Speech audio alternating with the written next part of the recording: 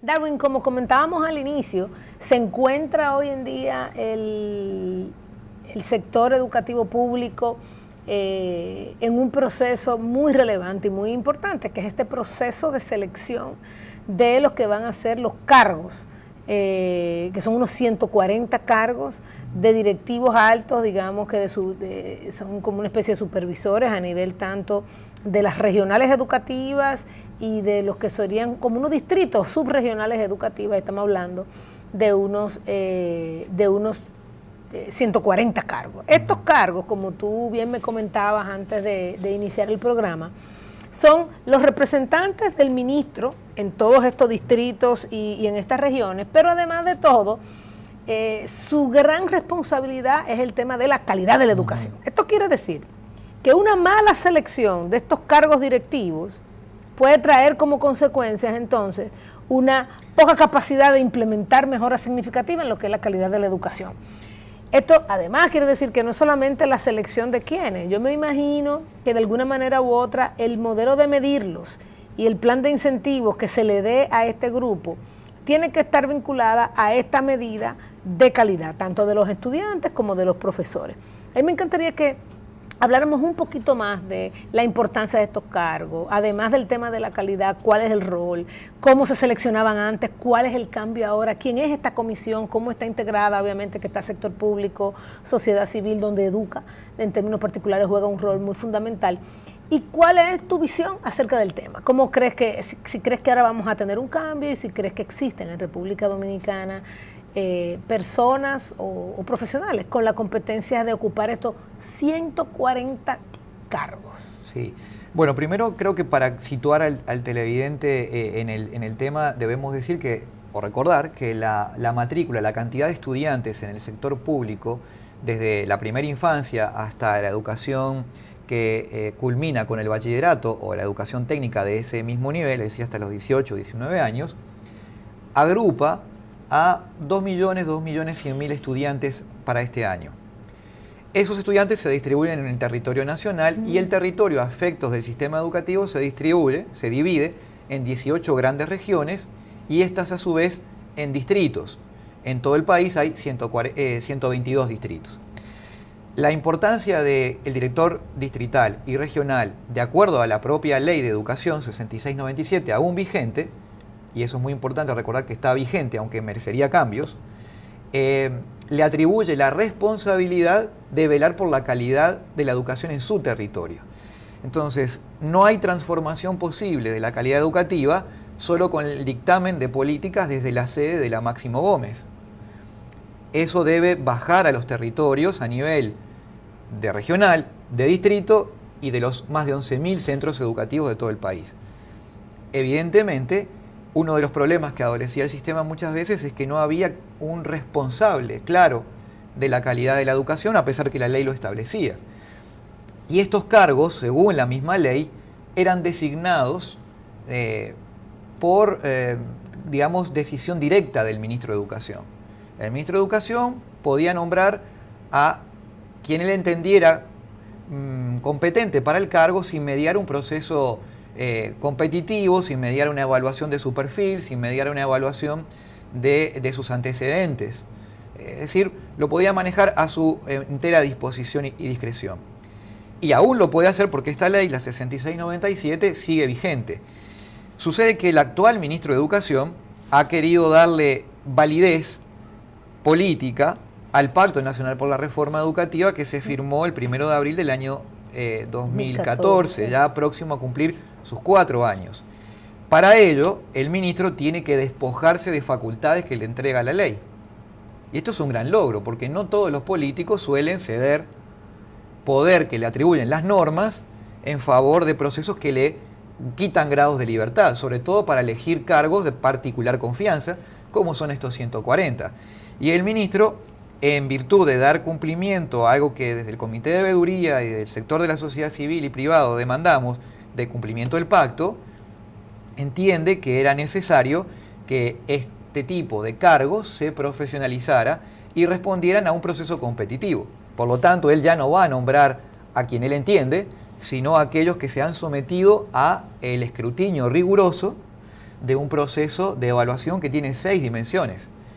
Su perfil profesional, una prueba de competencias, una prueba de conocimientos psicométricos, además, sobre, digamos, cómo funciona el sistema educativo, cuáles son los conocimientos mínimos que debe tener alguien que desempeña este cargo.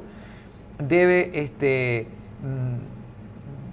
demostrar que tiene la madurez emocional para dirigir esto y estar preparado para dirigir un territorio.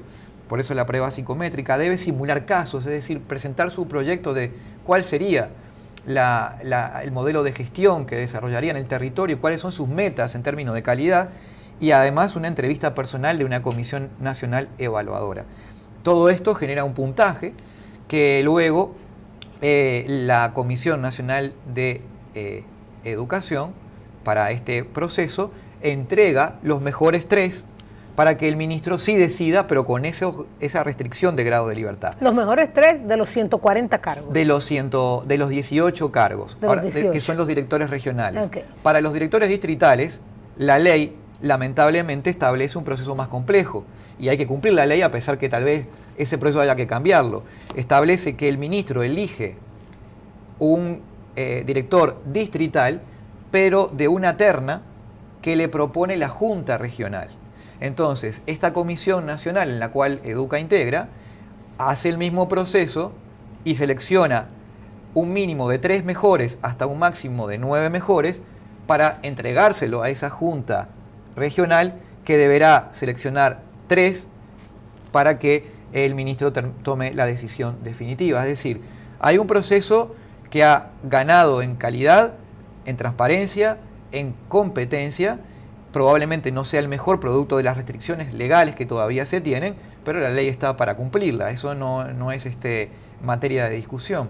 Por lo tanto, es un paso muy significativo que creemos está dando el Ministerio de Educación para profesionalizar esto.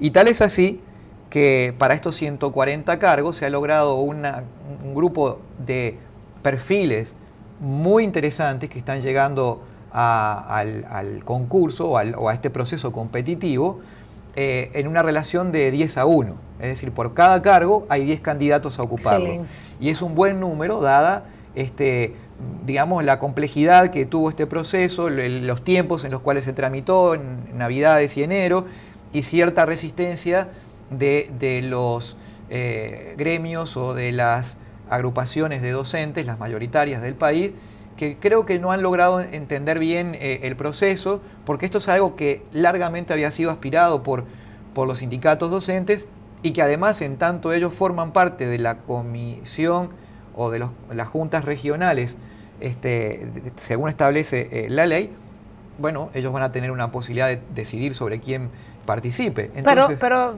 sobre aquellos seleccionados previamente. pero claramente, pero hay un proceso donde además quien no reúne las condiciones mínimas, un puntaje mínimo de 75 en todas estas dimensiones que yo le planteé, queda por fuera. Una pregunta, Darwin, y aquí me surgen muchísimas preguntas, así como lo veo sumamente atractivo, me surgen algunas preguntas. Primero, ¿cuál fue el proceso de comunicación porque entiendo que podría participar cualquier persona que quisiera ir y decir, una gente que quiso cambiar su vida y dice, yo quiero ser parte? O sea, ¿cuáles eran los elementos primero para tú poder presentar tu perfil para cualquiera de las posiciones? Y eso es importante porque justamente uno de los temas que ha reclamado el sindicato es la necesidad de generar un concurso tradicional para ocupar el cargo, y eso está imposibilitado por ley, primero por cómo es el proceso, pero no es mandatorio porque esto no es para el ingreso al sistema educativo público.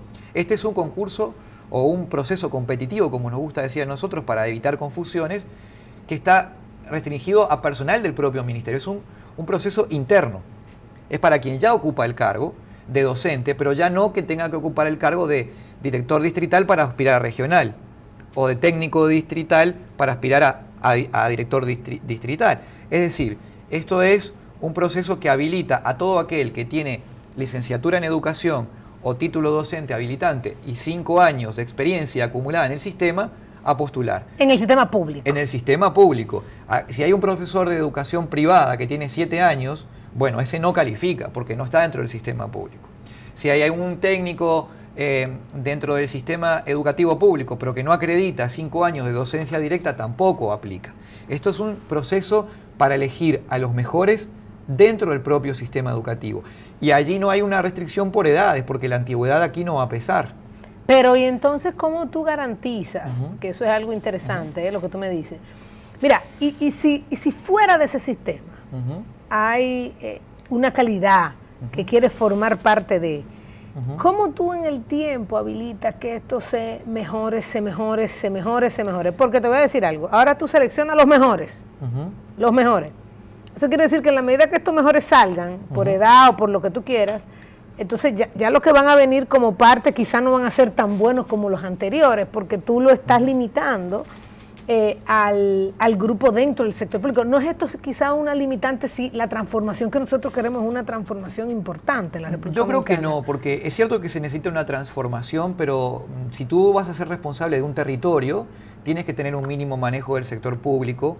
Una experiencia de 5 años es una experiencia modesta para un cargo de esta responsabilidad. Recuerda que es la responsabilidad de hacerte cargo de la calidad educativa del distrito. Y hay algo que se hace, una innovación trascendental que ha pasado bastante desapercibida en todo este proceso, que no son cargos permanentes. La persona no se va a jubilar en este cargo. ¿Cuánto tiempo La persona tiene un año de prueba sujeto a una evaluación. Luego tiene un periodo de 4 años para desarrollar su plan, sujeto al logro de los objetivos de ese plan de una rigurosa evaluación. Y puede repetir por 4 años adicionales, pero después de esos 8 años de permanencia en el cargo, tiene que salir obligatoriamente.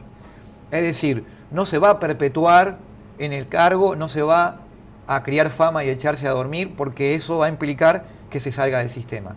Y mientras tanto, esto ocurre, y nos aseguramos que de los que están en el sistema hoy, los mejores ocupen este cargo, van llegando generaciones, ahí sí, de personas que anteriormente no aspiraban a la educación como una opción de vida, porque hoy las condiciones laborales de los educadores es significativamente mejor y están llegando 60.000 candidatos por año para quedarse con un número muy inferior a este, por debajo de los 15.000, como docentes efectivos del sistema. Por ahí viene la transformación, porque siempre la calidad docente y el rol del educador es la clave fundamental de todo proceso educativo. Mira, yo le sigo viendo un gran atractivo a que cuando tú traes a una persona del sector privado, de la educación en el sector privado, imagínate que viene de un plantel educativo en el sector privado, todos esos cambios que estamos viendo en el sector privado, esa visión que muchas veces tiene años ahí en el sector público y no ha logrado trascender, yo creo que es una gran oportunidad. Pero sabiendo eso, la gran pregunta que me hago es, una vez que tú selecciones los mejores, que quizás no son los mejores de los mejores en el país, pero son los mejores dentro del grupo que estás seleccionando, ¿qué plan existe para mejorar las competencias, la capacidad? Y la otra pregunta que yo no veo que en ninguno de esos elementos a evaluar está el tema de la integridad, que yo creo que es un elemento fundamental. Podemos tener gente muy capaz y sin embargo los temas de integridad no ser tan buenos. Completamente de acuerdo contigo. Este grupo va a ser un grupo elite dentro de la jerarquía del sistema educativo y va a tener que ser formado y acompañado constantemente en todos estos temas, pero va a tener que rendir cuentas. Y yo te diría que a veces uno tiene prejuicios de que muchas veces, aquí lo hemos tratado de desmitificar, no todos los docentes dominicanos son malos. En realidad eso es una minoría. Hay extraordinarios profesionales, hay extraordinario talento en el sistema educativo público dominicano que no había encontrado, producto de que no tenías las llaves políticas o de contactos para acercarse a cargos de dirección, que ahora las tiene, porque ahora sí tiene esta llave a través de su talento y de sus competencias.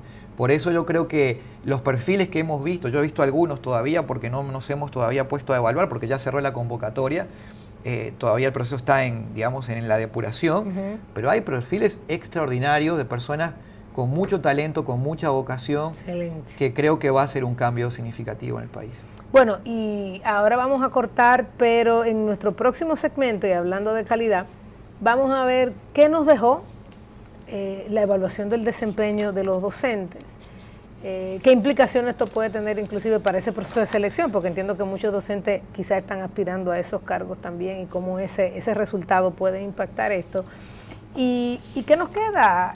¿Cuáles son los cambios fundamentales y cuáles son los retos que tiene tanto presupuestariamente como a nivel de estrategia para el sector público estos resultados? Claro.